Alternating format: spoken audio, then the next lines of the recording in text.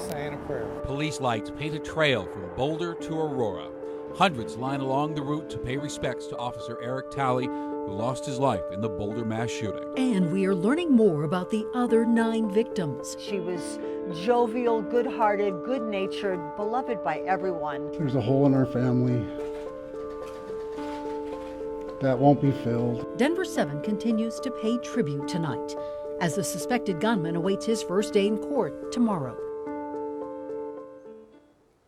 A somber scene along the highways of the Front Range. Hundreds of people lining the road to watch the procession for Boulder police officer Eric Talley, who died in the line of duty during Monday's mass shooting. It's sort of a profound experience because it's so tragic, but it's also so beautiful to have this moment just to celebrate a life. We're gonna get through this, even though it's so terrible. The Boulder police scanner announced Officer Eric Talley left the city at about 3:12 p.m. The message from dispatch, quote, "We thank him for his service." And certainly the grief has not let up in the 2 days since the mass shooting in Boulder. A vehicle parked outside Boulder Police headquarters has become a memorial for Officer Talley. You can see it, they're covered in flowers today.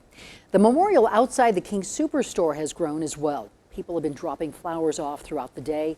We saw the governor there at one point. Denver7 remains committed to telling the victims' stories. Denver7's Jacqueline Allen leads our team coverage this evening. Jacqueline?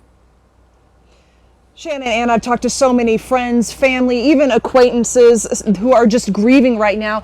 A lot of people are coming here. You can see that the crowd just keeps getting larger and larger. Some people are staying home. Everyone is mourning in their own way.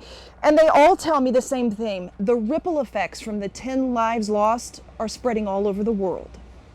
So many people know Lana from her amazing store, Umba. Nothing could feel more like Boulder It's such a delightful place. than this store, a quiet memorial now growing outside. It's a store with a mission to create community. The festival community is mourning the loss of one of its brightest Boulder stars, Lana Bartkowiak, who founded the art and clothing store Umba just off the Pearl Street Mall. Her brother telling the New York Times she had just gotten engaged. I also not only would see Lana at her store Umba, but at different festivals like Arise and Envision Festival. She would have the most amazing booths that were a place of comfort and sanctity and serenity. Lana was one of the kindest people you'd ever meet. She was jovial, good-hearted, good-natured, beloved by everyone. It quickly becomes clear at the King Soopers Memorial, the 10 lives lost touched so many others. Not only did Stephen Vey come into contact with Kevin Mahoney. I volunteer at Meals on Wheels in Boulder, so I prep all the meals for the drivers, and he was a substitute driver. He also immediately recognized Terry Liker among the victims. When you go shopping and see the same people, they become somewhat of your, they are part of your community. Well, I was afraid to see any face that I knew. When I saw her face, you can't put it in words. It's tough. It's tough on anyone. It doesn't have to be a relative or a family, or we're all family. We're all brothers and sisters. And a few friends and family members that we have spoken to actually know more than one of the people involved here, which exemplifies the ties that bind us all. As one of Lana's friends put it to me, we hope to see them again in the worlds after this. Reporting live in Boulder, Jacqueline Allen, Denver7. Oh, so powerful, Jacqueline. Thank you for that. And when there are new details emerging about all the victims of this tragedy, the family of Kevin Mahoney shared these photos with us today.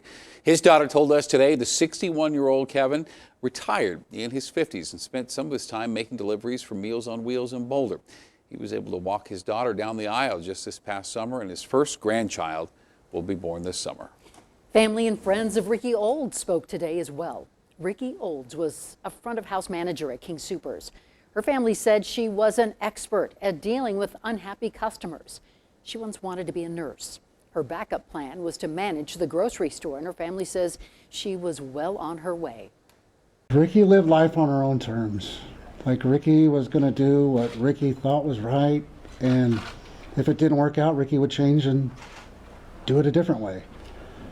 Ricky didn't care about if people judged her on her hair color or how many tattoos she had. You know, she's a strong, independent young woman. There are at least 5 vigils planned just tonight to honor these people. Westminster and Loveland each are holding vigils for their communities in solidarity with Boulder. And the largest is likely to be the one on Pearl Street Mall in Boulder. That one starts at 6. And right now, Senator Michael Bennet and Congressman Joe Neguse are among those hosting a community conversation in the wake of the shooting. This was organized by State Rep Edie Hooten, who represents Boulder in the state legislature. Boulder City Council is also meeting tonight. That starts at 6 o'clock. And the shooting may very well be the only topic of conversation. The suspect is making his first court appearance tomorrow. Denver7's Liz Gilardi spent the day digging into his background. So what do we know tonight, Liz? Shannon, the suspect graduated from Arvada West High School and he was on the wrestling team. It was here where he attacked a fellow classmate.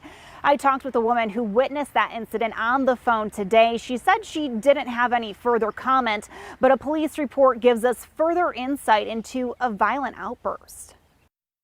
Inside a classroom at Arvada West High School, an assault against a classmate involving the same suspect accused of killing 10 people at King Soopers. A police report from 2017 describes the incident in detail, saying out of nowhere he came up to the classmate and started to push and hit the classmate on the floor. Someone tried to break it up, but the report states he continued to punch the victim in the face. A witness we talked to on the phone today reported to police at the time that when he walked up to the other student, he appeared furious. Another person said he had anger in his eyes. During an interview with police, he told them the victim had been mean to him in the past and called him names. He later pleaded guilty to third-degree assault, a misdemeanor. We also know the suspect's brother told CNN his family came to the U.S. from Syria and his brother may have been suffering from mental illness. So far, we've been unable to reach the family, and it was quiet at their house Wednesday afternoon, just 2 days after a horrific shooting that claimed 10 lives. And we've heard the phrase short-tempered, but classmates never expected anything like this.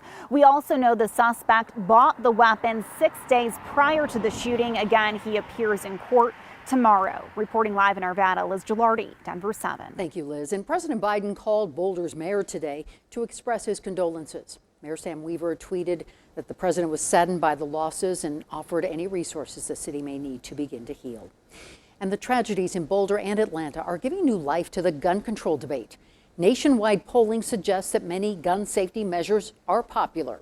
State Representative Tom Sullivan says he's not interested in waiting for Washington and is working on local laws. My son, Alex, was murdered on July 20th, 2012, celebrating his 27th birthday in the Aurora Theater massacre. But we're not going to stand idly by and wait.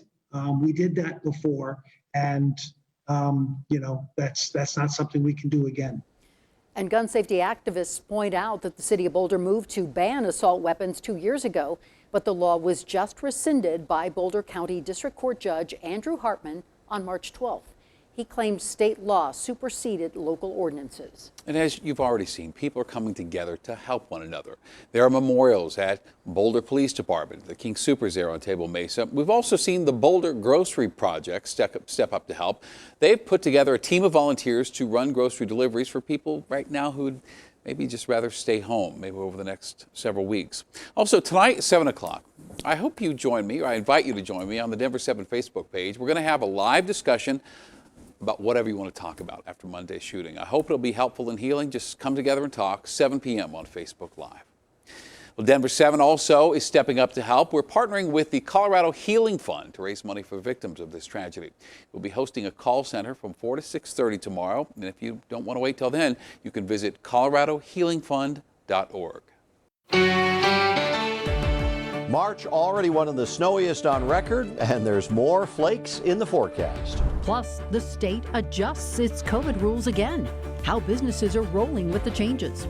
And we're getting perspective on how to heal in the face of devastating loss. When they ask questions and when they're talking through hard things, the thing that we can offer them is hope, but we can never dismiss the pain that they're going through.